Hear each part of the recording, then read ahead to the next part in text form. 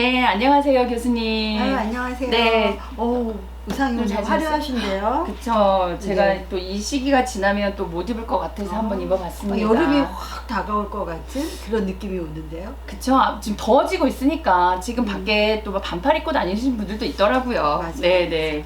요즘에 진짜 봄과 가을이 없어지고 있는 것 같지 않아요? 그렇죠. 네. 우리 2인 가구, 3인 가구의 숫자가 줄어들듯이 1인 가구가 네네. 확 늘어나고 있어서 네. 왜요? 2050년이 되면 정말 1인 가구 숫자가 폭발적으로 늘 거기 때문에 저 솔직히 2050년도에 제가 있을지 모르겠어요.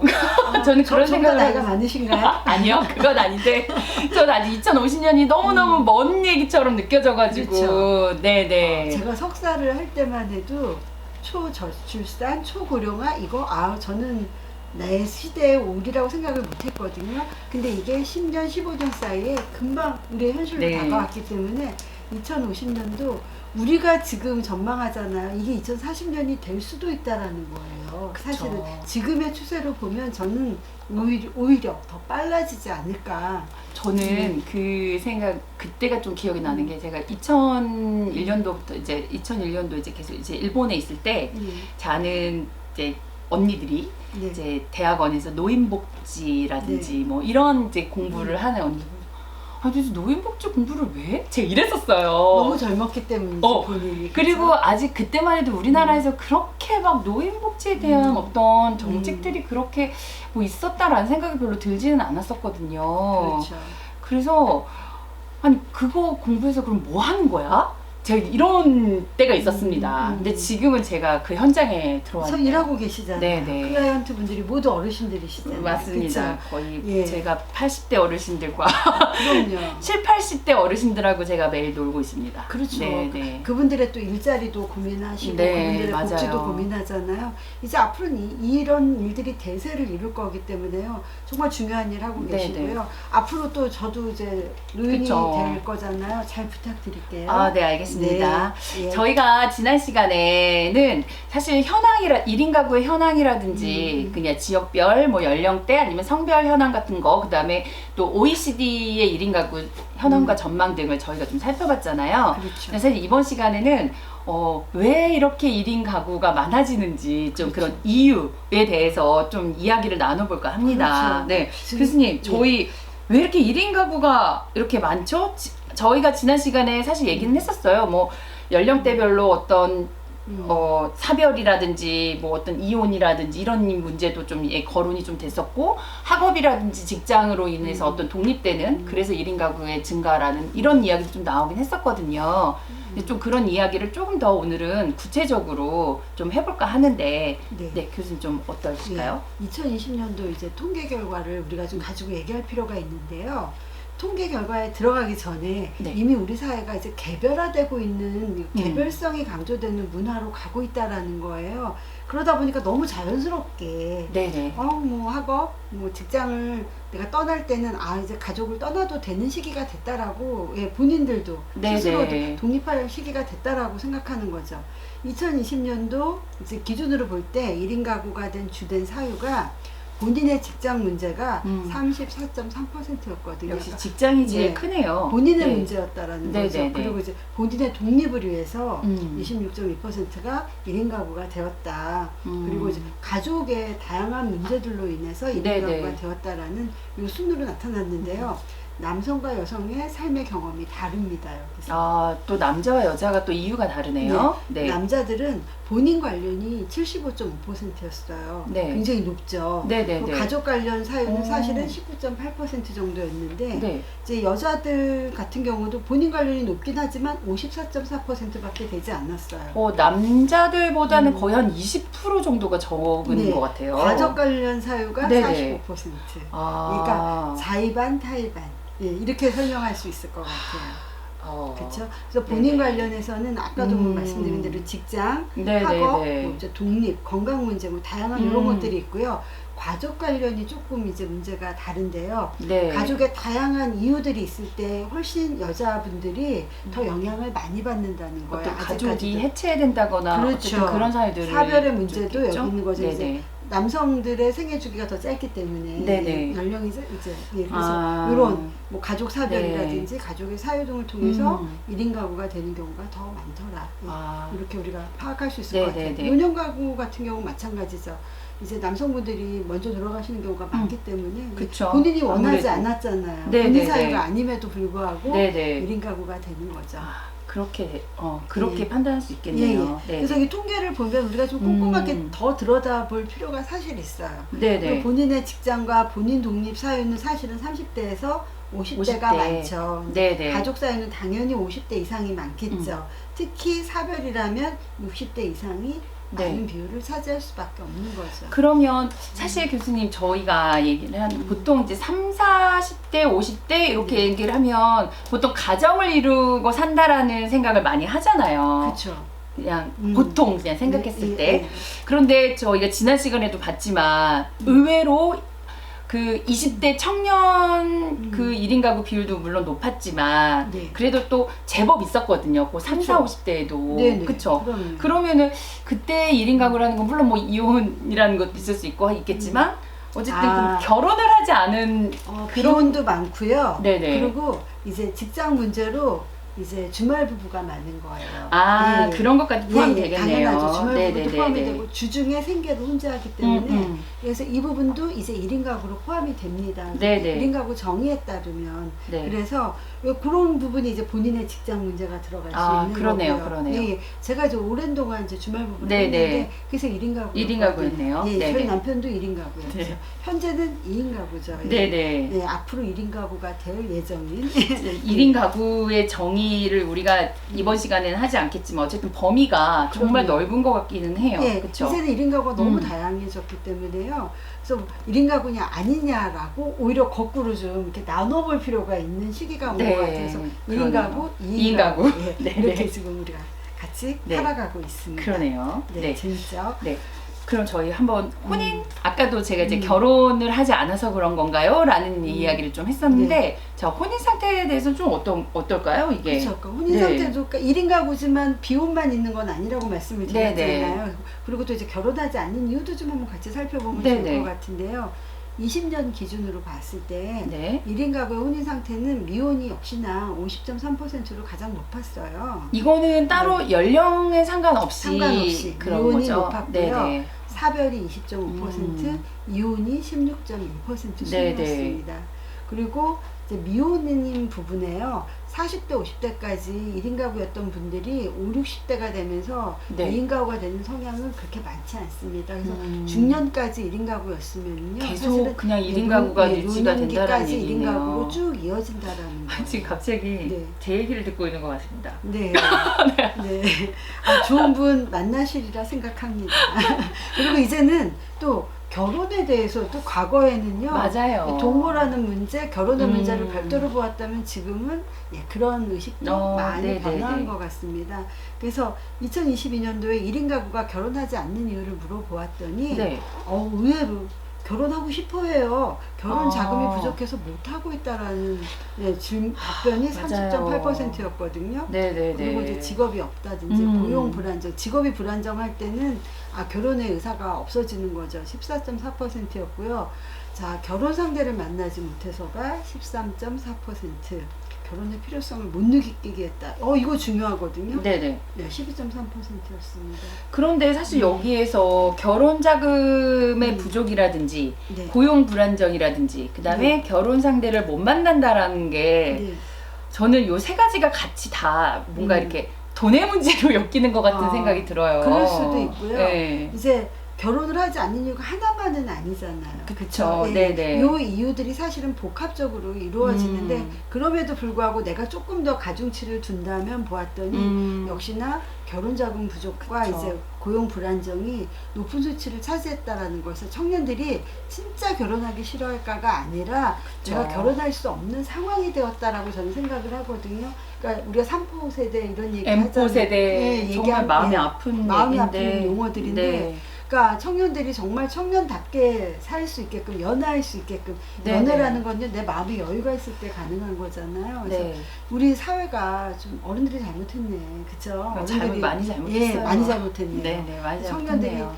정말 자기 꿈도 펼칠 수 있고 네. 연애도 할 수 있는 정말 그런 사회로 만들어줘야 되는데, 그리고 이제 여기 보시면 결혼의 필요성을 못 느낀다.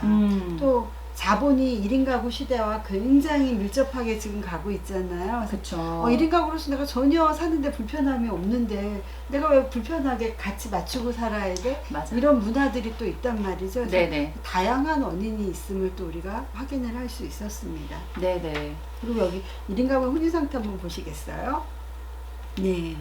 보시면 역시나 뭐 이제 미혼이 많지만 네네. 보신 대로 배우자가 있는 경우도 13.2%가 이제 주말 부부라든지 직장의 그런 문제, 거네요. 학업의 네네. 문제로 떨어져 지내기도 하고요. 이제 각각 직장이 있는데 이제 공무원분들도 그런 얘기 많이 하세요. 발령이 각각 나기도 하고 교사분들도 그런 네네네. 얘기 많이 하시고요. 그래서 이제 과거에는 한 분이 발령이 나면 그쪽 지역으로 같이 이동을 따라다니고. 했었는데, 네네. 근데 이제는 그러지 않는다라는 거죠. 각자의 커리어가 되게 중요하기 때문에요. 맞습니다. 이 개별성의 문화가 우리 사회 전반에 이제 문화가 되었다라고 하는 게 이런 부분에서 나오는 거고요. 네네. 사별도 굉장히 사실 많죠. 이제 맞네요. 무인 가구가 많다 보니까 네. 이런 부분들. 예, 또 이혼도 적지 않은 포션을 가지고 있기 때문에 저는 사별이 제가 생각했던 것보다 좀 네. 프로테이지가 되게 높죠. 높은 것 같아요. 왜냐하면 네네. 우리 사회가 위험 사회이기 때문에 그렇습니다. 그래서 울리에백이라는 사회학자가 우리 사회를 지금 현 사회를 위험 사회라고 네네. 이미 명명을 했거든요. 우리가 사실은 뭐 교통사고도 굉장히 많고요. 또 다양한 곳에서 네. 곳곳에서 사고가 많습니다. 실제적으로. 그래서 이런 부분들이 꼭 그 노년 1인 가구에만 그쵸. 포함되는 건 네네. 아니고요. 그리고 또 맞아요. 이제 예, 이런 사별의 문제에 대해서도 우리가 고민을 해볼 필요가 있는데 조금 뒤에 보면 이제 이혼이나 재혼에 대한 네네. 통계도 나오니까 그때 또 이야기를 해보도록 네. 하죠. 네. 제가 신문 기사 하나 가지고 왔는데요. 네. 혼자 사는 여성 가구가 얼마나 될 거라고 생각하세요? 혼자 사는 여성 가구 전체 인구에서요? 전체 가구에. 전체 가구에서 예. 몇만 가구 정도 될까요? 몇만이요. 네. 그래도 한 2, 300 어, 정도 될까요? 비슷하게 와서 300만을 돌파했습니다. 300만이요. 300만 가구가 넘어갔다는 거예요. 그러니까 300만. 맞네요. 그렇죠. 왜냐하면 역시. 여성 1인 가구는 모두가 1인이 가구잖아요. 네네. 300만 명. 명이 넘어갔으니까. 네네네. 300만 가구가 넘어간 거죠. 그래서 결혼은 미루고 이혼은 느는 추세라고 합니다. 예. 근데 결혼은 미루고 이혼은 늘다 보니 어떻게 되겠습니까? 가구가 점점점 더 많아지는 거죠. 그렇죠. 네, 가구가 계속 늘어나고 있는 근데 거죠. 아이는 낳지 않으니까 인구수는 줄어들고. 줄어들게 되는 거죠. 그리고 네. 아까도 사별이나 뭐 이런 경우가 많다고 했잖아요. 그래서 네. 예, 그 인구는 어차피 우리나라 인구가 좀 줄고 있는데요. 네네. 전 세계적으로 그럼 인구가 줄고 있을까요? 전 세계적으로는? 전 세계적으로는 그렇지 않을 것 같아요. 네, 전 세계적으로는 네네. 인구가 증가하고 있고요. 인구가 증가는 하고 있나요? 네, 증가하고 있습니다. 감소하는 나라가 몇 나라가 되지 않는데 그 중에 감소율이 가장 높은 나라가 우리나라예요. 예, 우리는 또 이제 이런 부분에서 또 이제 1등을 하고 있습니다. 그래서 되게 좀 안타깝기도 해요. 네네. 그래서 기사 한번 이제 갖고 왔으니까 좀 네네. 풀어볼게요. 우리나라의 일반 가구는 이제 2천만 가구가 좀 넘어가요, 사실은. 네. 그런데 1인 가구가 차지하는 비중, 예, 지금 우리 30% 넘어갔다고 얘기 드렸었잖아요. 네, 600만 가구가 네, 넘네요. 그러니까 네. 뭐 조사하는 시점에 따라 퍼센트는 조금 다르지만 어쨌거나 우리는 30%가 지금 넘어가고요. 네네. 전체 1인 가구에서 이제 여성이 차지하는 비중은 50.3%로 남성의 비중을 넘어섰습니다. 예. 그래서 이제 1인 가구의 문제가 이제 여성의 문제로 이제 다가오기 네. 시작했다라는 거고요. 또 이제 올해 기준으로 이제 여성 가구주로 있는 가구가 648만 7천 가구. 여기 이제 어마어마하네요. 한부모 세대도 들어갈 수도 네, 있는 네. 거고요. 1인 가구도 들어가겠죠. 전체의 31.9%를 차지한다는 32% 거죠. 정도 여성이 되네요. 가구주라는. 그러니까 우리 가구주가 남성이라는 편견을 이제 네. 깨야 된다는 그렇죠. 거죠. 굉장히 네, 네. 높습니다. 10년 전하고 비교하니까 5.8%포인트가 증가했거든요. 네, 네. 많이 증가한 거죠. 전체 32%가 여성 가구주면. 예. 네. 그래서 2030년과 40년에는 그 비율이 35.4, 37.8%로 점점 증가할 것으로 전망했습니다. 네. 가구주가 여성이라는 거는요, 그 가구의 경제를 책임지는 사람이 여성이라는 얘기예요. 되게 중요한 얘기거든요. 그래서 그렇죠. 가구주가 단순히 남성이냐 여성이냐의 이분법적인 네, 네. 문제가 아니라 네. 여성들이 정말 경제활동을 열심히 할 수밖에 없는 네. 구조가 되었다라고 볼 수 있는 거죠. 혼인 상태도 한번 보았더니 미혼은 이제 여성 가구주들 중에 24%였고요. 유배우가 26.8%. 결혼을 했어도 이만큼 이제 주말 부부라든지 다양한 이유로 1인 가구가 늘고 생각보다 많은데요. 높죠. 네네. 예, 제가 거기에 해당되는 거잖아요. 거의 27%가 주말 부부를 했었기 때문에. 그리고 이제 이혼 여성 가구주가 19.3%로 구성비가 증가 추세에 있다라는 것도 우리가 확인할 수 있었습니다. 사별도 29.9%. 근데 감소하는 모습이라고 해요. 아, 사별이요? 예, 사별은 그래도 좀 감소하는 추세고 이혼을 통한 여성 가구주 증가는 좀 늘고 있고요. 그래서 지난 10년간 여성 가구주에서 배우자가 있는 비중이 늘어났다라는 건 이제 그만큼 가족이 세분화되고 있고 1인 가구화되고 있다라는 거죠. 2040년에는 그 비중이 감소할 것으로 예상이 됐어요. 왜일까요? 뭐 결혼을 안 하고 그리고 미루고 그다음에 이혼율도 높아지고 아닌가? 그건 아닌가요? 지금은 이혼율은 높은데요. 이혼 건수는 낮아지고 있어요. 결혼을 하지 않기 때문에. 그럴 수 있겠네요. 그래서 결혼 건수와 이혼 건수는 낮아지고 있는 아주 재밌는 우리 지금 시대 사회상을 볼 수 있습니다. 우리나라가 그 이혼율이 OECD 국가에서도 1위, 높죠. 1, 2위를 하는 거죠. 그래서 이혼율이 높은데요. 건수는 줄어들고 있기 때문에 그래서 출산율도 사실 또 낮아지는 게 다 이게 연동이거든요. 하나만 그러네요. 그런 일들이 벌어지는 게 아니잖아요. 그래서 우리 사회가 앞으로 준비해야 될 것이 굉장히 좀 많습니다. 그렇다면 이제 결혼, 이혼, 재혼 우리가 과거에는 이게 막 순서대로 이루어졌거든요. 그래서 결혼했다가 이혼하면 또 재혼도 또 하고 이랬는데 지금 조사 결과가 나왔는데 자유로워진 것 같은데요, 사고가. 2022년도 자료거든요. 같이 보시면 좋을 것 같아요. 결혼을 꼭 해야 한다라고 생각하는 비율은 47% 정도 나타났고요. 생각보다 많네요. 그래도 아직까지는 결혼이 어쩌면 그게 본능 아니겠습니까? 아직은 그걸까요? 부모님들 때문에 그런가? 그런 건 아닌가? 수도 있고 또 이제 제 친구들 보니까 부모님 돌아가시기 전에 결혼해야 되겠다, 뭐 아이도 좀 낳아야 되겠다라는 아직까지 이제 이런 생각을 하는 친구들도 있고요. 결혼은 하지 않아도 좋다고 생각한다가 44.3%인데 사실은 우리가 이 표본간의 오차를 계산해 보면 플러스 마이너스 5%를 생각해 보면 큰 차이가 없는 거죠. 거의 비슷비슷하네요. 비슷하다라고 볼 수 있는 거죠. 그리고 전체 인구에서 비교했을 때 이제 1인 가구에게 물어봤을 때고요. 전체 인구 비교를 해보니까 결혼을 해야 한다라는 비중이 2.95포인트 낮았단 말이에요. 퍼센트 포인트 낮은 거 보면 훨씬 더 그렇구나 비중이 낮게 나타났고 결혼은 해도 좋고 안 해도 좋다라는 비중은 또 1%. 예전에는 정말 이렇게 뭔가 짜여진 그 라이프 스타일이 딱 있었잖아요.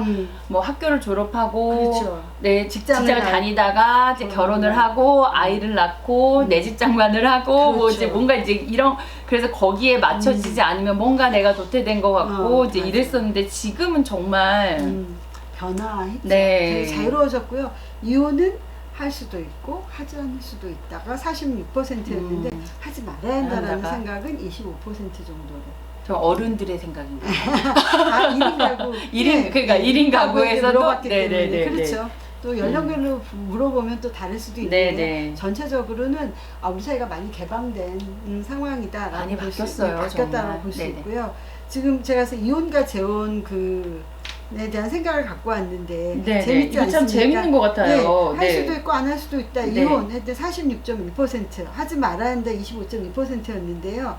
이유가 있으면 해야 한다는 23.4%로 나타났어요. 재혼이 재밌다니까요. 과거에는 결혼하고 이혼하고 또 때가 되면 재혼하고 이런 순서가 있었는데 할 수도 안 할 수도 있다가 67%로 나타났다는 거예요. 그렇다면 우리 사회가 점점 더 1인 가구가 늘 수밖에 없겠다. 남성과 여성과 비교했을 때 여성분들의 비율이 더 높았어요. 재혼을 할 수도 안 할 수도 있다. 그러니까 예전에는 그러면 어떤 그래도 이렇게 뭔가 가족이라는 내지는 가정이라는 어떤 테두리를 좀 만들어 놓고 그 안에 내가 있어야 그래도 뭔가 안정적이다라는 생각을 하는 사람들이 많았다고 하면 지금은 내가 혼자서도 어쨌든 독립된 생활을 하면 난 그걸로도 충분하다라는 생각을 하는 사람들이 좀 많아지고 있는 게 아닌가라는 생각이 그렇죠. 드네요. 네. 이제 과거에 또 여성들이 이제 경제력이 그쵸. 그게 제일 크지 않았을까요? 네. 재혼을 좀 서둘러 생각하는 경향도 네. 있었다고 해요. 근데 현재는 그렇지 않거든요. 맞아요. 그래서 이런 부분들이 여성의 경제 진출이라든지 또 사회적 지위 상승, 또 교육의 문제도 있는 것 같아요. 교육을 많이 받을수록 이제 자아의식이 커지기 때문에요. 그래서 앞으로 이 부분은 우리가 1인 가구가 늘 수밖에 없겠구나 라는 것들, 또 노인 가구들의 1인 가구 문제 어떻게 바라봐야 할지 우리를 많이 이제 고민하게 해주는 지점인 것 같습니다. 네네, 그러네요. 네네. 그것도 1인 가구 결혼 문화도 궁금하잖아요. 그렇죠. 네. 예, 그래서 이 동거라는 우리 과거에 이런 표현들 썼는데 요즘은 잘 쓰지 않는 것 같아요. 네, 예전 동거하면 아주 난리 나는 줄 알았죠. 아, 그러니까. 근데 요즘에는 남자친구, 여자친구 없어서 부모님들이 고민하시던데요. 네, 맞아요. 우리는 연애를 왜 이렇게 안 하냐고. 왜 집에만 있느냐. 네네네. 왜 안 나가냐. 이런 것 때문에 싸운다고 해요. 네네. 참 시대가 많이 바뀌었구나 이런 생각을 하는데요. 맞아요. 그러네요. 결혼을 하지 않더라도 함께 살 수 있다. 68.5%로 상당하네요. 전체 인구를 봤을 때는 3.3%포인트가 높았으니까 네네. 굉장히 높은 거죠. 그리고 결혼을 하지 않고도 자녀를 가질 수도 있다. 또 36.9%에 달했기 때문에요. 뭐 당연히 전체 인구 대비 높겠죠. 1인 가구들의 생각에서. 아, 1인 가구들의 결혼 문화는 이렇게 열려 있구나. 이제는 오히려 결혼과 동거 이런 문제에 대해서 연연하지 않는 것 같은데요. 네네. 외국인과 결혼해도 상관없다가 워낙 글로벌 시대니까요. 그러니까 74% 이상 나타났기 때문에요. 아, 우리가 다양한 눈빛을 가진 우리 딸, 사위, 아들 뭐 만날 수 있다라는 거죠. 손주들까지도 손녀들, 손자들. 그래서 우리가 다국적 사회로 가고 있구나, 글로벌화 되고 있다라는 거 아시죠? 그래도 또 그럼에도 불구하고 가족과의 관계가 우선, 이거는 어떤 얘기인지 저는 좀 그래서 되게 좀 의아했잖아요. 이거 시월드의 얘기인가요? 아직까지도 결혼은 가족과 가족과의 만남이라고 생각을 하는 게 잔존해 있다라는 거예요. 그러니까 우리 사회가 지금 완전 개방형 사회로 간다라고 볼 수도 없는 거죠. 잔존해 있는 거죠. 중첩되어 있는 거죠. 그래서 걸려 있는 것 같아요. 그 결혼 생활이 단지 둘만의 문제라고 생각하기에는 아직까지 많은 문제가 부모님들이 계시기 때문에 그래서 여기 이제 부모님의 관계가 들어가는 것 같아요. 그래서 가족과의 관계가 우선하고 있다. 굉장히 저도 좀 이 통계 보고 많이 놀랐는데요. 그러니까 우리 지금 시대는 굉장히 모든 것들이 한 곳에 들어와 있는 혼합된 시대다. 근데 많이 개방적으로, 개별적으로 가고 있는 시대다. 이렇게 좀 또 정리해 볼 수 있을 것 같아요. 그렇죠? 그러니까 위에 있는 내용들을 보면은 보다 보면은 제일 아래에 있었던 가족과의 관계가 우선해야 된다라는 게 약간 좀 생뚱맞다라는 생각이 좀 들었거든요. 그렇죠. 네. 그럼에도 불구하고 또 결혼 생활은 아직까지도 다 이렇게 우리 가족의 범위를 좀 넓게 보는 거죠. 그래서 우리 부부의 문제만은 결코 가족의 이제 결혼 생활은 아니다라고 아직까지 생각하는 분들이 그것 때문에 결혼을 망설이는 사람도 많지 않을까요? 많죠. 그렇죠. 그렇죠. 그러니까 이분들이 지금 결혼을 하신 분들한테 물어본 게 아니잖아요. 1인 가구인 분들한테 이제 의사를 물어봤을 때 그래도 우리 가족이 또 합의를 해야 내가 결혼하지 않을까 뭐 이런 생각들을 가지고 있는 거죠. 아직까지 우리 사회가 많은 생각들이 혼재해 있음을 알 수 있습니다. 앞서서도 제가 외국인과 결혼해도 상관없다? 74%가 넘었다고 그랬잖아요. 상관없을까요? 저 없는 것 같아요. 그렇죠. 네네. 저도 저희 큰딸이 지금 프랑스 남자친구를 만나고 있잖아요. 아직 글로벌한 가족이 돼가고 있습니다. 교수님도. 말릴 수도 없지만 뭐 말려서 뭐 합니까? 이유가 없잖아요. 그럼요. 봉주, 봉주 폴 이렇게 대화합니다. 참 재밌는 우리가 과거에 경험하지 못했던 새로운 시대를 좀 살아가고 있는데요. 그러니까 앞서서도 전체 운임 건수는 줄었다고 말씀드렸잖아요. 그렇다면 국제 결혼은 어떻게 됐을까요? 많이 늘고 있죠.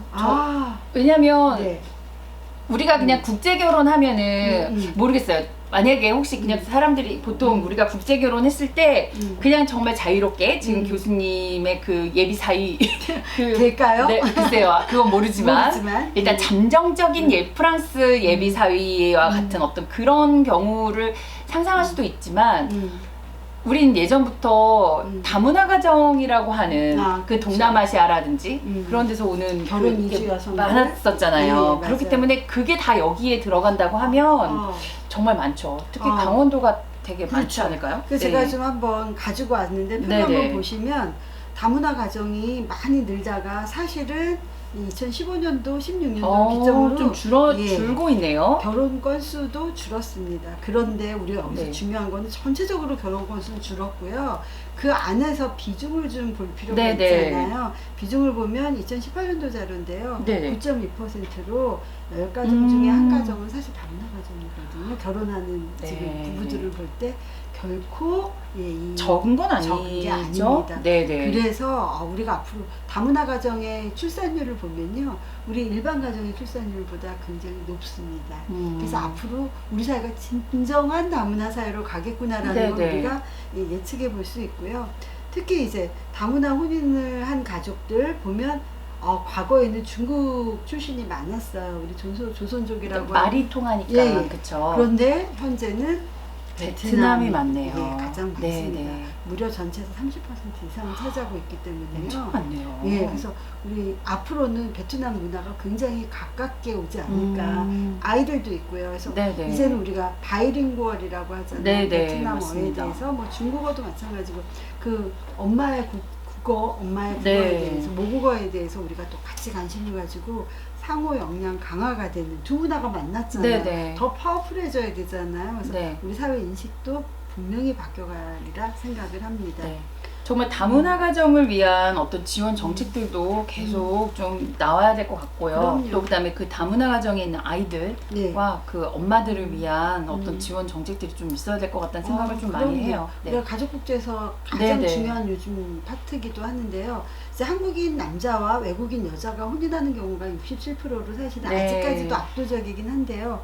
거꾸로 한국 여자와 결혼한 외국인 남자도 18.4%였거든요. 점차 비중이 늘고 있습니다. 그래서 이런 부분들을 보면 우리 사회가 정말 다변화하고 있다. 이렇게 알 수 있을 것 같아요. 그래서 그렇다면 이제 이 다문화 가정이 이혼을 안 하고 가족 해체가 안 되고 잘 살면 정말 좋겠는데 이혼율도 사실 굉장히 좀 높습니다. 다양한 사람들이 있고요. 많은 갈등 요소들이 좀 있을 것 같아요. 이미 존재하잖아요. 그래서 이런 부분들도 우리가 한번 우리 이 시간을 통해서 이야기를 좀 나눠보도록 하겠습니다. 교수님, 저희가 이제 3번에 걸쳐서 이제 지금 1인 가구에 대한 이야기를 좀 나눠봤거든요.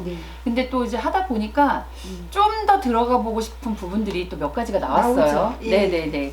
정말 뭔가 숙제가 자꾸 하면 할수록 생기는 듯한 기분이에요. 원래 공부를 하면 할수록 공부할 양이 많아지고 또 더 알고 싶어지는 게 많아지거든요. 다음 시간에 또 이어서 우리 1인 가구 시대 이야기를 해보도록 하죠. 그럼 여러분 저희 또 다음 시간에 뵙도록 하겠습니다. 감사합니다. 감사합니다.